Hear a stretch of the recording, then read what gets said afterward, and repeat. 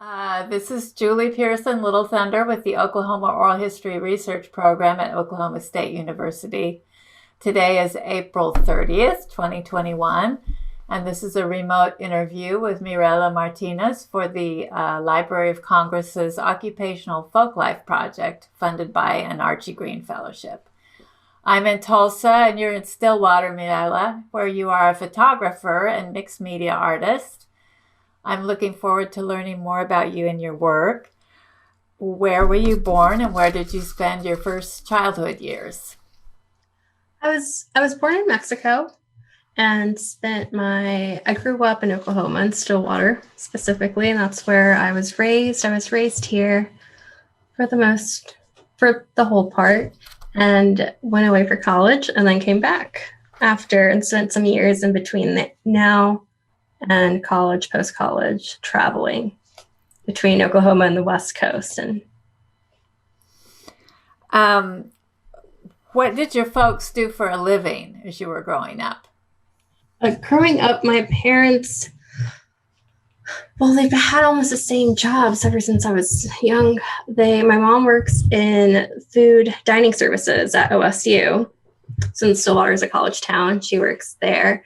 She's been working there since I can remember. And my dad works maintenance at a golf course and then has his own business outside of that as well with lawn care. Okay. What was your first experience with art, however you would define it? My first experience with art, that really going back all the way back as early as I can remember, my first experience with art was seeing these picture frames some of my family members had made in Mexico. They were carved and painted, and I had one of my uncles, I believe, is the one who made it. It was a small little picture frame, and of course it had a religious image in the middle, but on the outside it had my name at the top and some flowers carved around the edges, and it was painted. And I held on to that picture frame for years. I think that was my first experience with art. And at the time, I didn't recognize it as art. It was more classified in the religious little knickknacks that I had. Yeah. Right. So you grew up bilingual and bicultural. What were the expectations of your family for you to adjust here? And what were the expectations that the public school had from you? How are they different? I think the biggest one was the language expectations of how I was expected to communicate. At home, it was Spanish only from a very young age. And I remember, it's a combination of remembering and what I've been told, because we would have my grandmother come and spend months with us. And I remember as a child trying to tell her something in English, because I was so used to going to school and communicating in English. And my dad sat me down and he was like, and he told me, your grandma doesn't understand English. We need to speak in Spanish here. And that was kind of a big realization of, I need to communicate one way at home through Spanish. And then at English, at school, I'm expected to communicate through English. So that was one of the big expectations and, differences that was between home and school growing up. And your school environment was a little bit different from maybe the typical Oklahoma public school at some point. Yeah, I was fortunate. I was fortunate. I think I was really fortunate in this sense. We had an international student body. The way the school districts were drawn at the time, the family housing for OSU, all of the people that were in the family housing had their kids go to the elementary school I was in. So that was it was really comforting and a really good way to grow up and not be so isolated being from a different culture that was the majority at the time. You know, it was really kind of reassuring, but also at the same time, it was kind of had to figure out my way of where I fit into. Not only was I international and bicultural, but it was also specifically Mexican and versus, you know, my friends were Ethiopian, you know, from Cambodia, all these other places. So it was an interesting experience, definitely. Right. What experiences did you have with art in public school? In early, I mean, I would say basic, very straightforward, up until I think high school. Before then, it was very much just art class. Either you take art class or you have PE, you know, your traditional curriculum set up. And it wasn't until high school where I kind of had that freedom of, I was in the arts, I was in orchestra, and then I kind of gravitated more towards visual art. So that was my experience from then. Once I discovered visual art and photography in high school, that just opened up a whole new world for me. I was like, oh, this is essentially another language, another way to communicate. So, and that's what I think drew me in, really, was discovering photography as a medium and a language, another form of communication.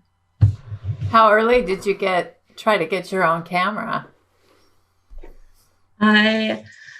It's funny. So, and the tradition is you have your quinceañera, and that's the coming of age. And I remember telling my parents, you know what, it's okay. I don't have to have that big party. I would rather have a camera. And they were very much set on letting me have that experience of having the whole, you know, the quinceañera, big party, everything.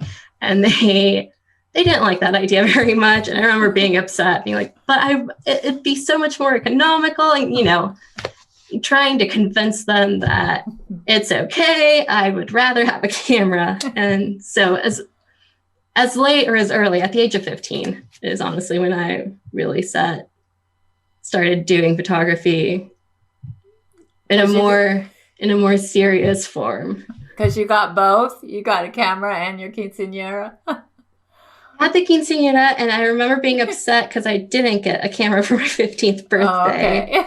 And then it was a little bit, I saved up my own money after that, and it was a combination of birthday money, and then my own saving up that I finally got a fancy camera, as I would say, a digital camera. You went to college at the Ringling School of Art and Design in Florida. How did you end up there, and what was your major? I actually ended up there, I would say by chance, intentionally, but by chance. I was actually surprised. My parents were very supportive in taking me to International Portfolio Day down in Dallas. And, you know, it's a whole bunch of art schools come together and students go and present their portfolios and you get feedback. And I remember being in line. I had a mental list of where I wanted to go. And of course, there were places in California, New York, big cities. And I remember being in line, and I left, and, you know, this was a packed big line with families. And I remember leaving to go off to I don't remember why I wandered off. And I came back, and my dad said, hey, this family ahead of us is going to look at Ringling. You should go ahead and go check it out because it seems to be a really good school. And of course, at the time, I was like, Dad, okay, sure. And I went there. I got the feedback. The more I learned about the school, the more, you know, I thought maybe this is where I want to go. And one of the things that drew me to that school in particular was their curriculum. It was kind of, you had your foundation classes, but you kind of hit the ground running with your major. And being the stubborn person that I was then, I was like, I don't want to wait. I want to, you know, hit the ground running with photography. So that's kind of how that went.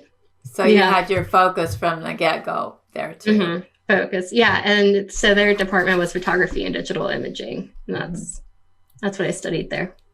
What kind of a base did you get? Bases in education?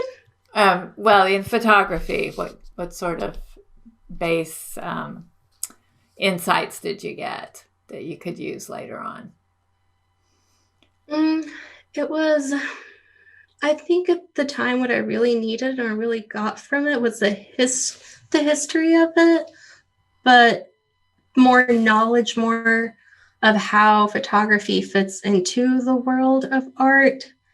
Because up till then, I knew it was a way to communicate, but I wasn't aware of how much communication had been done with photography. So I really put it into context of this isn't just, there's so many little facets of it, the photo or the snapshot aesthetic, the portraiture. That's what really, that's where I learned that it had so many different things you could do with photography. And that was kind of what, kept me intrigued with the medium. And of course, with that, I took other classes as well, which, expanded my practice and everything, eventually leading to bookmaking. What did you do after you graduated? After that, I spent some time in Florida. And eventually, I think not even a year after graduation, I came back to Oklahoma. And after that, I wasn't sure where I wanted to be. Of course, that whole finding myself and finding my purpose after college. And so I took some time to travel, and I ended up traveling for the next 4 or 5 years or so, back and forth from the West Coast to Oklahoma. And I think that's why I've been here. I've stayed in Oklahoma. It's a good middle home base. And so there was 1 year where I spent almost a good portion of the year traveling up and down the West Coast in an RV and experiencing that whole transient lifestyle. When I think about traveling, and then when I think about photography, it's like, well, you've got to set up your equipment. You see a place maybe you want to photograph, but you've got this process to set up, and you're already on the move, and you maybe don't know how long you're going to be in that particular spot. How did you handle all that? I think the way I make work is very much trying to capture the ephemeral fleetingness of everything. So I think that the way I approach photography in general really lended itself to travel. So I did have the big film camera with me, and sometimes I did make those slower images where I did set up my whole, the film camera and everything.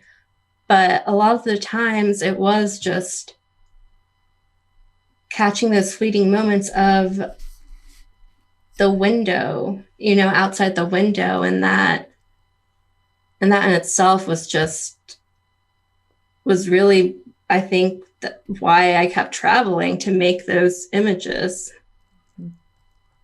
of those moments that, were fleeting. And that series is called AmericanWest, am I right? That series is broken up into a couple different bodies of work, because I think I just made so many images, because I think when you're in that headspace of you're constantly traveling, you're constantly on the move, you constantly want to capture, or I did. Anyway, I constantly wanted to capture things I was seeing, from small details to portraits to, the landscape. Yeah, and it's broken up into a couple different bodies. AmericanWest is one of them. That one is mostly from the last trip I made from Seattle down to Oklahoma. And then there's another body of work, the 101 2018, which was, involved traveling up and down the 101. Cool. Talk a little bit about how you approach portraiture. You do a lot of portraits, but unconventional portraits.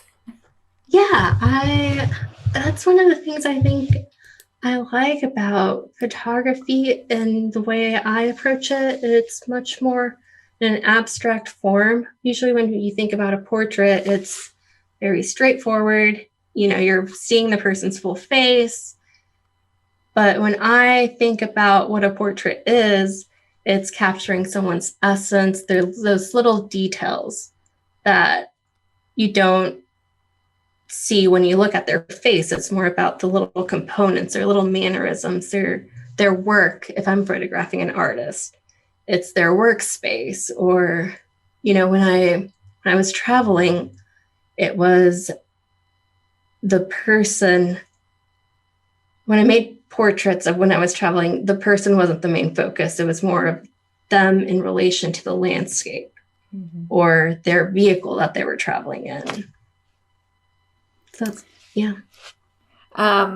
You have some wonderful mixed media pieces too that are done on panels with image transfers. One of them is called Preserved Decay. I wondered what gave you the idea for that series and how you choose your objects for it. Yeah, I'm pretty excited about that body of work. It was image transfer, and then I obscured some of the image purposefully with acrylic paint, and then overlaid objects on top. And the basis from that is using the photography as a portal in the background and then layering all the images on top to give more of a sense of the exact time and place. So it was kind of a structural approach to photography and kind of thinking about why we photograph why we photograph things at the exact time that we do. So, and then kind of building off of that. And what if because all of the objects I put on top of the image transfers are usually decayed or dehydrated fruit, things that people consider past their prime, gross, you know, things that aren't beautiful. And, you know, you generally want to capture and photograph things at, you know, the perfect moment. So I thought, well, why is that? And what is the beauty in preserving something after its, quote, prime? And how does that kind of mirror the effect that photography has when we kind of selectively photograph things and selectively remember certain aspects? The other thing, your still lifes, I think, are so striking, partly for some of those reasons. I mean, you're not taking pictures of conventionally beautiful stuff. You're taking pictures of things that are kind of routine or really well worn. What attracts you to the objects you choose for your still lifes? I think it is that sense of trying to preserve that little moment after the perfect moment, because, you know, we often idealize and romanticize this one big moment, and that's not usually what makes that moment special. It's usually the moments surrounding that. So I think a lot of what I photograph is oftentimes considered gross, but I think that there should be a focus in that. You know, there is beauty in that. It's only gross because it was beautiful at one time, and it's still beautiful, just in a different, more detailed, more used way. And there's some beauty too in the small traces that we leave. Yeah, you do feel that strongly that they're beautiful in that way. What were your impressions of the Oklahoma art scene when you got back to kind of stay? I was surprised, honestly. I was surprised and intrigued at the way it had been evolving since I left. Because at the time, I think when I left, I was also in a different point in my life. I had one idea of what art should be and what I was exposed to. And, having had the experiences I had up till then, I only saw one particular kind of art. But when I came back, I kind of got to know people more, got to know the community, and got the opportunity to see that there's a lot of art actually being made, a lot of different kind of art being made. And there is a real growing community here. So I think that was kind of I was surprised and intrigued by what it can be, what it is becoming, and how it's all coming together. And yeah. A good time to be here, maybe. Yeah, it is. Lots of opportunities, I would say, for growth. What do you consider one of your first professional breakthroughs? I really consider one of the books, an edition book I made, one of my first professional breakthroughs. I think it was not one of the few times, but one of the first times I really took something really personal for me, and made it into a work. And everyone says you have to find your voice, and I didn't know what that meant. I was like, I'm talking, I'm showing this is my voice. But I think that after I made that work and showed it to people and saw the way people resonated with it, and that kind of clicked in my head, I was like, this is it. This is what I'm on the right track. Like, this is what people mean when they say find your voice. So I think that work really was one of a professional breakthrough. Of course, when you have a piece or work like that really resonates, people want to see it, so you get to share it, and that leads to more opportunities. So I would say that was a big one. How have you tried to connect with either the Mexican community in Oklahoma or the Mexican-American community in Oklahoma? I don't think I've particularly tried. It's not something that I intentionally did.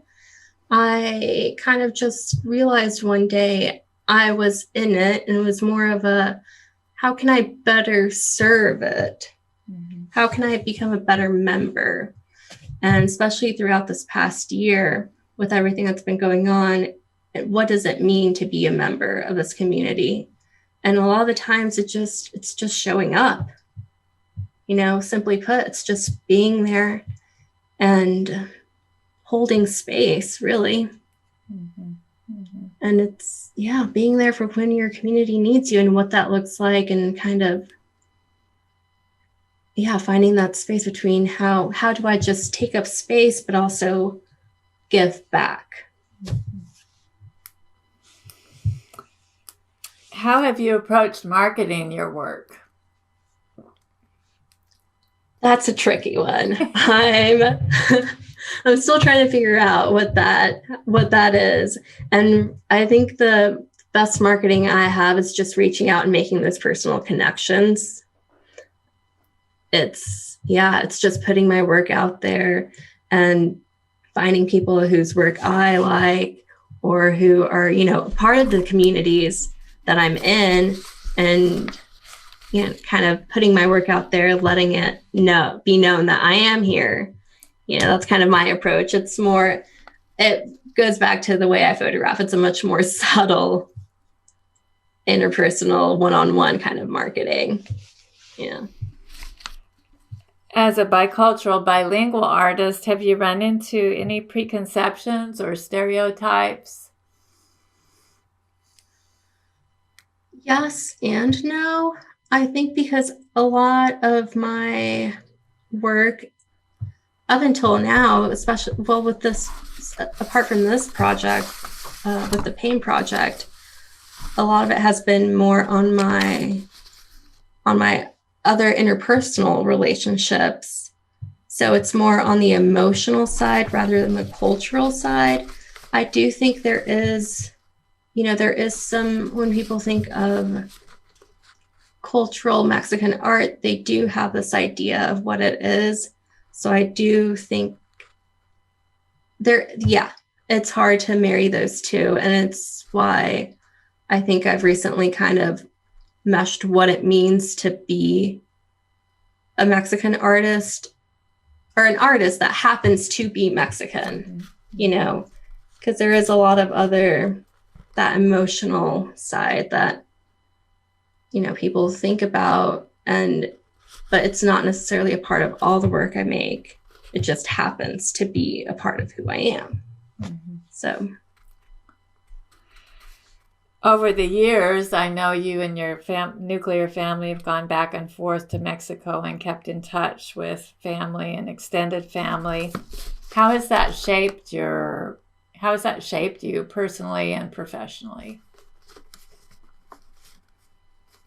I think it's played a big role in the kind of work I make, because I think a lot of the work I do, the photographs and images I do put out there, is kind of questioning where I belong.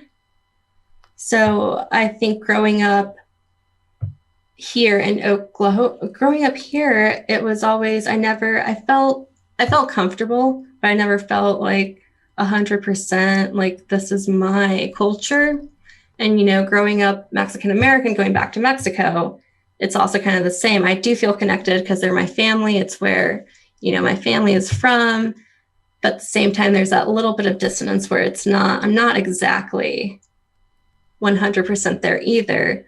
So it's neither here nor there. And it's being an outsider, but also having a little bit of yourself in there as well.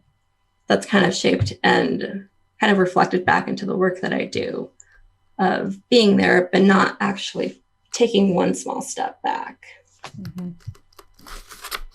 Kind of the position of the artist. Yeah. Period, right? Yeah. You got what is called the 365-day grant from the Oklahoma Visual Artists Coalition. Can you explain what the grant was for, what your project was for that grant too? Yeah, so the original project proposal was different than what it eventually came to be, because I was, you know, overall it is a look at the Mexican-Latinx culture in this small region in the, you know, middle America, essentially. And, you know, I had one vision for it, but the way things played out with current events and the restrictions we have, that its final form is slightly different. You know, people are uneasy with having me in their personal spaces. And so I've kind of had to readjust, but it's also taken some time of also reflecting, well, you know, going back to where do I fit into the community, or how can I best serve, you know, make these portraits that will show the story I want to show and share without actually, you know, being able to be super close in people's homes.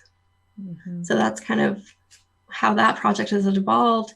And it's essentially just kind of how everyday life looks like, and being a Latinx identifying person in Middle America. Because, you know, you think of Mexican American culture in California, and you think of you have a very strong image. Mm-hmm. And you think about it in the East Coast, you get another very strong image. So it's kind of, what does it look like? Mm-hmm. And you know, we have some we're close to Texas, but we're not exactly Texas either. So it's kind of an exploration of what it is in Middle America. What other ways aside from your grant project, what other ways did the pandemic affect your work or you? Well, I think the Preserve and Decay series was really a good example of how the pandemic affected my work and the way I think about things, because I wasn't able to go out and photograph and, you know, be out there. Essentially, I had to kind of take a step back, and it made me think, going back to that series, of why we photograph the things we do, and what is an image, and and how to use what I had. So that's kind of, it made me think of the photograph as more of a portal and build it up from there. Photography has this long history in Western culture, and of course these power dynamics, which you're aware of. And I wonder how you think about them in your own photographing work. Yeah, I do. I think I approach it in a much more, generally when you think of the traditional photographer, they're invading someone's space, or, you know, they're setting up in someone's life. And the kind of the way I'm approaching it is more of, I'm not setting up and, you know, making this big setup and coming in as a visitor. I'm trying to incorporate more of a subtleness to it, and those small nuances, not so much making it a big event of setting up a portrait. You know, there are times when you have to do the whole thing where you set up lightings and portrait and the film, get your film ready. But I think the way I approach it is a much more natural, easy subtleness to it that I try to incorporate when I do that. And a lot of times you're your own subject. What are the challenges when you photograph yourself? I mean, there's the pros is you're always with yourself, so you're always going to have a model. That's always a pro. But you know, it's also the self-reflection kind of thing. Like, what, you know, how do I relate to this? How, you know, why am I photographing myself? And usually it's trying to make that connection with other people too, that, you know, no matter how unique or singular experience you may think you're having, there's always that emotion, sentiment that other people can relate to. You're involved, I guess, with an Oklahoma City Art Collective, or have been for a while. Can you talk about that? Yeah. So it's the Oklahoma City Art Group, or Art Group Oklahoma City. And I actually came across them while I was traveling on the West Coast. And, you know, it was on social media. And at the time I was curious as to what the Oklahoma art scene looked like. And I really had no experience with it. And that was one of the things that kind of, you know, drew me back to Oklahoma. And it's a very, very supportive community of recent graduates or people who are just kind of shifting into art. And we do studio visits, and it's a very supportive community that I found. And that's kind of what made me realize that there is this opportunity to make art, that there are people who want to see it, who are supporting it in Oklahoma, that I hadn't previously been aware of. So that was really reassuring and comforting and helpful too. Right. So what projects do you have coming up that you're excited about, or what are you sort of looking at? Well, for the next couple of months, I have the OVAX Art 365 show is coming up, of course. Oh, cool. I have that. Yeah, that'll be at the Living Arts in Tulsa, and then Untitled in Oklahoma City. And it's a group of artists, not just me, so that's pretty exciting. And beyond that, I've been working on some other works, making more work. I recently made a trip to Mexico last year for family matters, but of course took that opportunity to make some more photographs. So I have some more images on those coming out. Oh, neat. Look forward to seeing those. Is there anything we forgot to talk about that you'd like to mention, or? I don't think so. I think we pretty much covered it. I mean, photography and bookmaking, I think we touched on both of those. And yeah, I that's such an intriguing idea to me, that a book format would be so appealing and would be a nice form of expression for you? Yeah, I think, well, bookmaking, I found, actually, I think it was the last semester, or if not the last year for sure, of school. And I found that bookmaking and having things in a very tactile form, because often now today, especially with digital photography, there's some kind of disconnect there where the images do exist, but then seeing them in print form, but then taking another step and actually having them in book form, and having made the book itself, there's another level there that people can connect and relate to. And, when you flip through something, I think it adds another tactile feel and sensory. For sure. A whole body becomes a whole body kind of experience that way. Mm-hmm. Yeah. And yeah.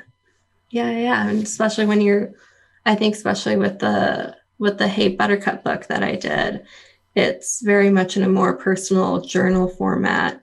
I think that's what really helped it be relatable to some people, whereas they felt like these could be my memories. I could have written this, so.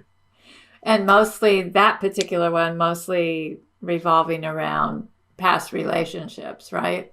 Yeah. And that's where when I was making it, when you're making things, the way I approach it, I was like, no, I don't know if people are going to connect with this. I don't know if this is just my personal experience, but, after showing it to people and the studio visits, getting that feedback of people saying, well, I've received messages like these, or I've been the one sending these messages. And, that's always good to hear that, if, people can relate. Right. Well, I wish you the best of luck and appreciate your time today, Mirella. Yeah, thank you.